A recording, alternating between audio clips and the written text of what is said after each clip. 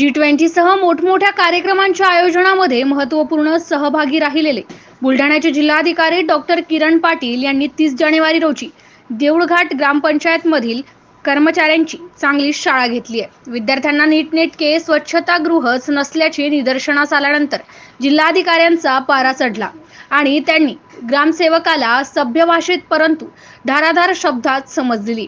त्यामुळे सध्या तालुक्यात हा विषय चर्चेचा ठरत आहे।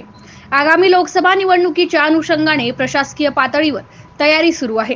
त्या अनुषंगाने मतदान केंद्राची पाहणी करण्यासाठी जिल्हाधिकारी डॉक्टर किरण पाटील हे 30 जानेवारी रोजी दुपारी 1 वाजेच्या सुमारास बुलढाणा तालुक्यातील देऊळघाट येथे गेले होते।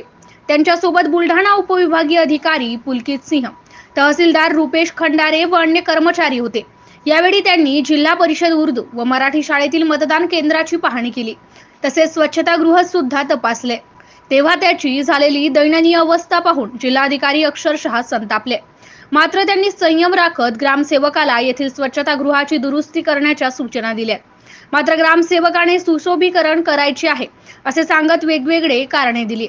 त्यामुळे जिल्हाधिकारी डॉक्टर किरण पाटील यांनी सुशोभीकरण गेलं चुलीत, आधी स्वच्छतागृह द्या अशी समजूत तेथे उपस्थित ग्रामसेवकाला दिली आहे। त्यामुळे उपस्थित ग्रामस्थही अवाक झाले। MCN न्यूज मराठी करिता प्रमोद मिश्रा, बुलढाणा। गावामध्ये आपल्या गावामध्ये शाळा, वित्त आयोगाचा पैसा येतो। वित्त आयोगाच्या पैशामध्ये सबसिडीसाठी जे तुम्हाला 50% तुम्हाला काईड फंड आहे, त्यासाठीच खर्च करायचा आहे। तर आम्ही सुशोभीकरणानंतर कसलं सुशोभीकरण मुतायला द्या पहिल्यांदा जागा।